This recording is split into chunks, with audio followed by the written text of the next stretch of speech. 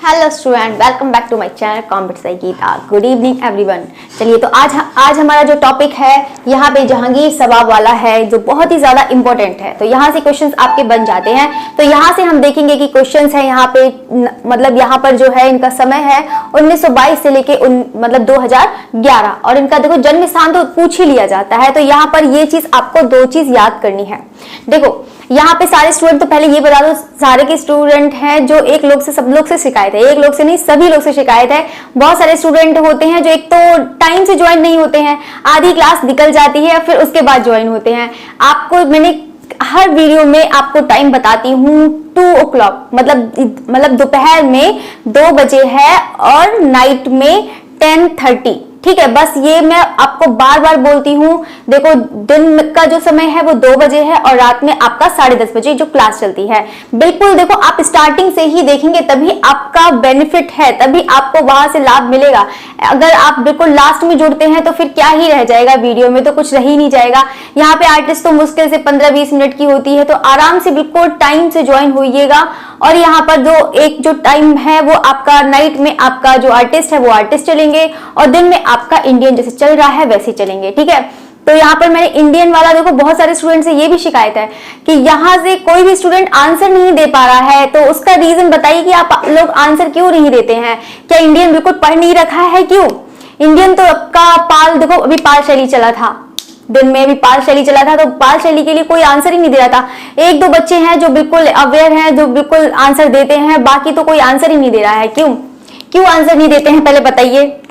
बाकी तो आंसर दिया करिए, कुछ भी गलत आता है, कैसे भी आता है, कुछ सोच समझ के कुछ भी आंसर दे दिया।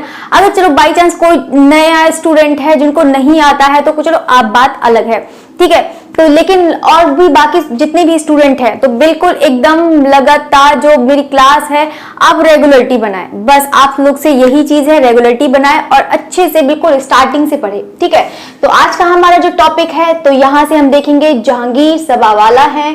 तो इनका जो समय है 1922 से 2011 है। तो जन्म तो अब पता ही चल गया कि जन्म तो इतना नहीं, यहाँ से नहीं पूछेगा, ना ही इनकी मृत्यु पूछेगा। ठीक है, अगर हम बस बात करेंगे कि यहाँ पर जो है दो, इनका जन्म भी मुंबई में और यहाँ पर इनकी मृत्यु भी मुंबई में, तो बस है कि सबका जितना है जन्म स्थान जरूर याद कर लेना, सिर्फ स्थान याद कर लेना कि ये कहाँ के कलाकार थे, कौन से यूपी के हैं, कौन से मुंबई के हैं, कौन से हैदराबाद के हैं, कौन से, ये सब जितने भी स्थान है सब आप याद कर लीजिएगा। ठीक है, तो यहाँ पर है मुंबई के हैं, ये चीज आपको पता है। चलिए, तो अब हम बात करेंगे इनकी शिक्षा के बारे में बात करेंगे। तो शिक्षा तो इन्होंने मुंबई से भी ली थी, और यहाँ से किससे ली थी? मुंबई से भी ली थी, फिर लंदन से भी ली थी, इवन इन्होंने पेरिस से भी शिक्षा ली थी।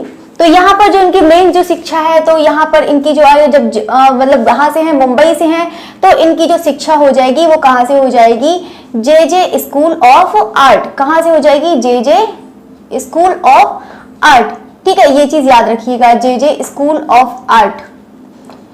ठीक है, और समय क्या है? 1942 से 1943 है। ठीक है, स्कूल ऑफ आर्ट है। अगर हम बात करें स्कूल ऑफ आर्ट, अगर हम बात करते हैं 1942 से 43 है, 1945 से, यहाँ पे लिख देती हूँ, 1945 से लेके 47 तक उन्होंने लंदन से करी, फिर उसके बाद पेरिस चले गए, फिर पेरिस से करी। ठीक है, मैं बोल देती हूँ, बाकी तो आप साथ साथ में उसको रफ पेपर पर नोट भी करते जाइएगा। आप नोट्स बनाए, रफ बना लीजिए, क्योंकि एग्जाम आने वाले हैं, तो आप अच्छे से तैयारी करिए। ठीक है, तो यहाँ पर हम एक एक पॉइंट क्लियर करेंगे, तो उसको अच्छे से समझना है। ठीक है, तो यहाँ पर अब हम देखेंगे आरंभिक में किस बात पर इन पर प्रभाव था, यानी कि जो सबावाला है तो उनको सबसे ज्यादा जो प्रभाव था, देखो स्टार्टिंग में देखो सब लोग का जो होता है ड्राइंग बनाने का अलग तरीका, उनका अलग इफेक्ट आ जाता है, फिर बाद में धीरे धीरे अलग इफेक्ट आने लगता है। ठीक है, तो यहाँ पर वो बढ़ते रहते हैं। तो यहाँ पर जो आरंभिक में जो किस वाद का इन पर प्रभाव पड़ा था, तो किस बात का प्रभाव पड़ा था?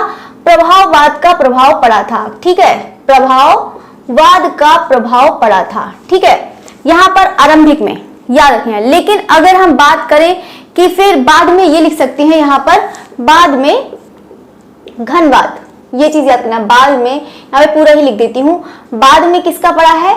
घनवाद का पड़ा है, ये चीज याद रखिएगा।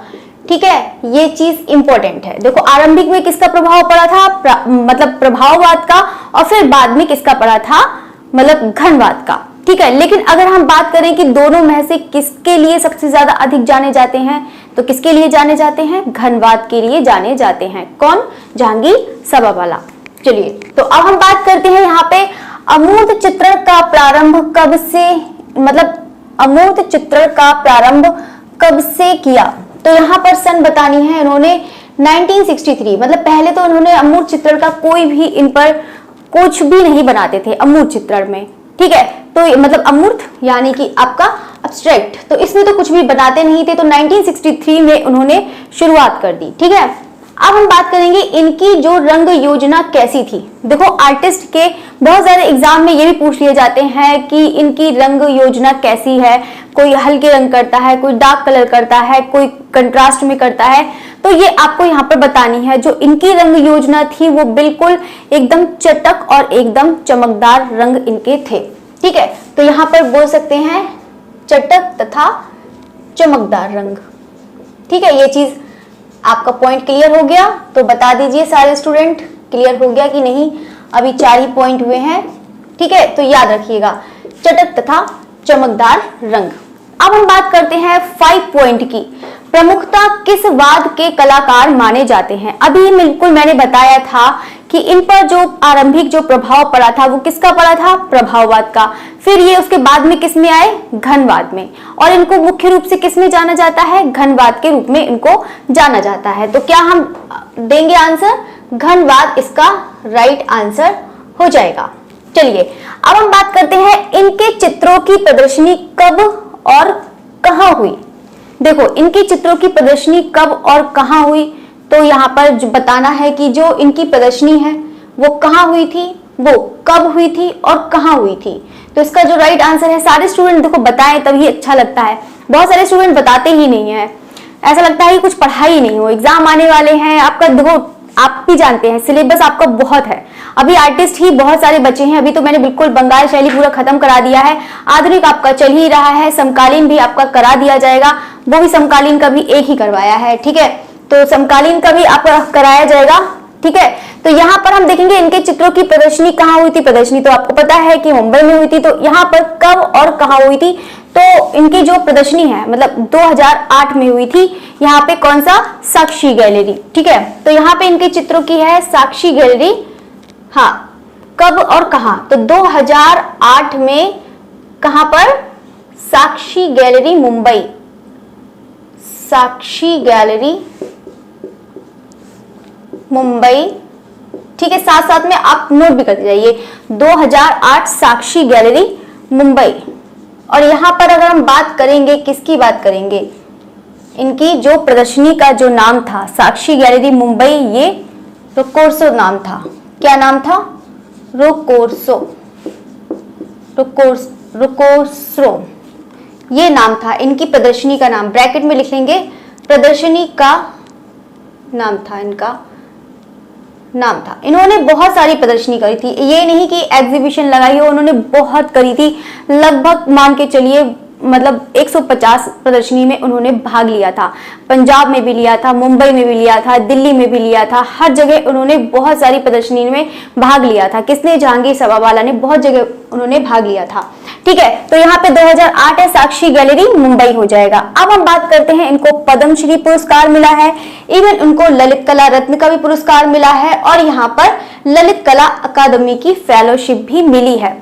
और यहाँ पर एल फेलोशिप मिली है। देखो यहाँ पर कुछ पॉइंट मैं बोलती भी जा रही हूँ, उसको भी साथ साथ में लिखा करो, क्योंकि इतना तो है नहीं कि दो सब कुछ लिख ही दूं, ठीक है। तो ललित कला अकादमी जो रत्न है और ललित कला अकादमी की इनको फेलोशिप भी मिली थी। साथ मतलब इनको यहाँ पर जो फेलोशिप मिली थी तो भारत ललित कला भवन, वो ललित कला कह रही हूँ, भारत ललित कला, ठीक है। तो यहाँ से भी इनको मिला था, और इवन यहाँ पर राष्ट्रपति द्वारा भी पुरस्कार इनको मिला था, ठीक है। तो यहाँ पर ये आपका पॉइंट क्लियर हो गया। अब हम बात करते हैं यहाँ पर पद्मश्री पुरस्कार कब मिला। तो पद्मश्री पुरस्कार कब मिला था इनको? 1977 में मिला था। ये भी चीज क्लियर हो गई। अब हम बात करते हैं इनकी कला में कौन सा विषय महत्वपूर्ण था, यानी कि कौन सा। देखो हर किसी के सब्जेक्ट अपने अपने होते हैं, हर तरीका अपना अपना होता है, हर किसी की टेक्निक अलग होती है। तो इनकी भी है, तो जो इनका था वो कौन सा था? दृश्य चित्रण इनका महत्वपूर्ण रहा, ठीक है, दृश्य चित्रण महत्वपूर्ण रहा इनका। ठीक है, ये चीज याद रखना। चलिए, तो 9 पॉइंट है सवावाला के जीवन तथा कला पर इसका फिल्म का नाम है। देखो, इनका एक जीवन तथा कला पर भी बना था और एक इनका जीवन पर भी बना था। तो दोनों इनके मूवी का नाम बताना है कि कौन सी मूवी थी। देखो, पूछ लिया जाता है, एग्जाम में आया भी हुआ है क्वेश्चन। ठीक है, तो यहाँ पर पहली वाली लिख लेते हैं। यहाँ पर इसका जो है colour of absence, colour of absence. ठीक है, एब्सेंस है यहाँ पर, चाहे तो हिंदी में लिख सकते हैं कलर ऑफ एब्सेंस। ठीक है, ये चीज एब्सेंस है और ये चीज बताते हैं रंगों की अनुपस्थिति, एब्सेंस। ठीक है, ये चीज याद रखना। ठीक है, ये इनकी हो जाएगी पहली मूवी का जो है, तो यानी कि इनके कला पर बनाई थी, जहांगीर सभावाला पर। ठीक है, तो यहाँ पर ये चीज याद रखना, इंपॉर्टेंट है ये वाला क्वेश्चंस। और इसी मूवी पर जो कलर ऑफ एब्सेंस है, रंगों की अनुपस्थिति है, इसी मूवी पर इनको राष्ट्रपति पुरस्कार भी मिला था। कौन सा मिला था, कौन से सन में? 19 यहाँ पर लिख देती हूँ, 1994 में राष्ट्रपति पुरस्कार मिला था। किस पर? पुरस्कार। ठीक है, ये चीज याद रखिएगा। बाकी ये चीज है आपका। अब हम बात करेंगे दूसरी मूवी का नाम। तो दूसरी मूवी का भी सब लोग नाम बताइए। सब लोग आंसर नहीं देते हैं, बहुत सारे स्टूडेंट हैं आंसर नहीं देते हैं। मैं भी गलत लिख रही हूँ। चलिए, तो इसका जो आंसर है वो क्या हो जाएगा? The inner heritage of light. The inner, यहां से लिख देती हूँ, ऐसे करके लिख देती हूँ तो शायद समझ में आएगा। The inner heritage of light. ठीक है, the inner heritage of light, the inner heritage of light, Jehangir Sabavala. देखो सारे स्टूडेंट, इसीलिए पता है मैं आंसर पहले से लिखती नहीं हूँ कि ताकि आंसर इसलिए नहीं लिखती हूँ कि ताकि आप लोग आंसर दें, लेकिन आप लोग आंसर ही नहीं देते हैं।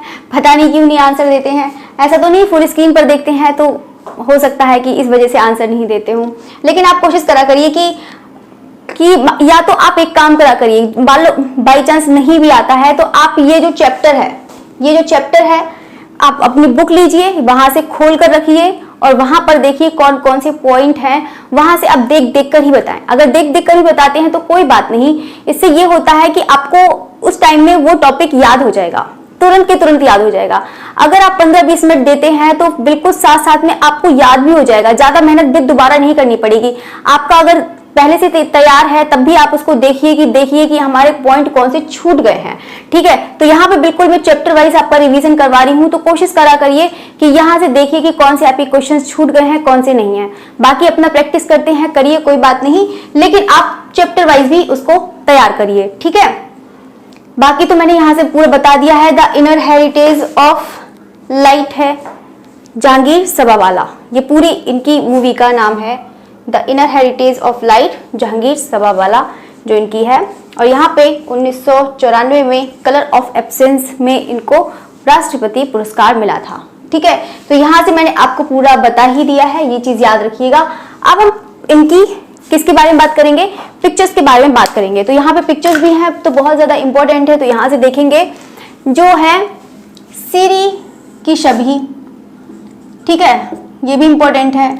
वर्ड फॉर्न है, ऊँटों का विश्राम है, केशरीना मोस्ट इंपॉर्टेंट है, ये वाला एग्जाम में पूछ लिया जाता है, तो यहाँ पे एग्जाम में पूछा हुआ है ये वाला। ठीक है, केशरीना है जिनको सेफ्रन ऑक्शन हाउस में 17 लाख का ये बिका था।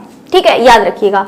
सुनहरे संतरे हैं, सुनहरे संतरे है ना, रेड कलर के संतरे, येलो कलर के चलिए, झील के नीले आंचल, झील के नीचे आंचल में पत्रहीन वृक्ष। ठीक है, झरना है, इंपॉर्टेंट है, ये भी इंपॉर्टेंट है। पवित्र आत्मा कुमारी, ठीक है।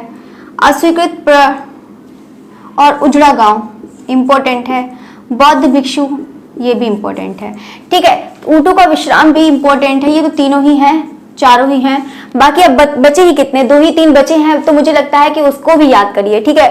तो बाकी आपको बस ये देखना है कि हाँ इनको देखो, बस उनके अगर आपने उसके आर्टिस्ट के बारे में पढ़ लिया है तो आपको पिक्चर्स देखने में और पिक्चर्स को टिक करने में आप बिल्कुल भी वो नहीं, कंफ्यूज नहीं होंगे, आप बहुत जल्दी आंसर दे लेंगे, ठीक है। तो सारे स्टूडेंट से हम्बल रिक्वेस्ट है कि एक तो टाइम से क्लास ज्वाइन हुआ करिए, नहीं तो आपका जो टॉपिक तो बाकी तो मैं आर्टिस्ट कराती रहूंगी, निकलते जाएंगे। तो आप सोच सकते हैं कि पूरा अप्रैल तक आर्टिस्ट चलेंगे और बिल्कुल एक एक चीज कराई जाएगी। और एक स्टूडेंट की एक रिक्वेस्ट थी कि यहाँ से ललित कला अकादमी के बारे में बताइए कि कौन उसका अध्यक्ष है, कौन क्या है। तो आपका ललित कला अकादमी वाला भी पूरा कंप्लीट कराएंगे, ठीक है। कला दीर्घाएं भी बता देंगे, जितनी भी है आपकी वो क्या कहते हैं म्यूजियम है, वो भी सब आपका करा देंगे, ठीक है। तो मैं सोच रही हूँ कि यहाँ पे आर्टिस्ट खत्म हो जाए तो वो भी आपको करा देंगे, नहीं तो बीच में किसी दिन संडे वाले दिन करा दूंगी आपका वो वाला टॉपिक, ललित कला अकादमी वाला, ठीक है। तो आप बिल्कुल बस रेगुलरिटी बनाएं, बस आप लोग से ये है रेगुलरिटी बनाएं और टाइम से ज्वाइन हो। बिल्कुल अगर 10 साढ़े 10 बजे क्लास है तो 10:30 बजे, बिल्कुल 10:30 से ही पहले आप आ जाया करिए, ठीक है। और अगर 2 बजे क्लास है तो 2 बजे आइए, ठीक है। अगर कोई स्टूडेंट टेलीग्राम से नहीं जुड़ा है तो चैनल के अबाउट सेक्शन में जाइए, वहां से टेलीग्राम से चैनल से जुड़िए, वहां पे लिंक है, ठीक है। तो वहां से आपको नोटिफिकेशन भी मिल जाएगा, बाई चांस नहीं पता हो, टाइम का नहीं पता हो, भूल जाए तो आपको वहां पर नोटिफिकेशन भी मिल जाएगा। और आपको वहां से पिक्चर्स भी, आपको वेस्टर्न की जो पेंटिंग होती है वो भी आपको दे दी जाएंगी, ताकि साथ साथ में आप उसको याद करें। बाकी फिर मिलते हैं next day 2 o'clock। Okay, thanks for watching and good night everyone.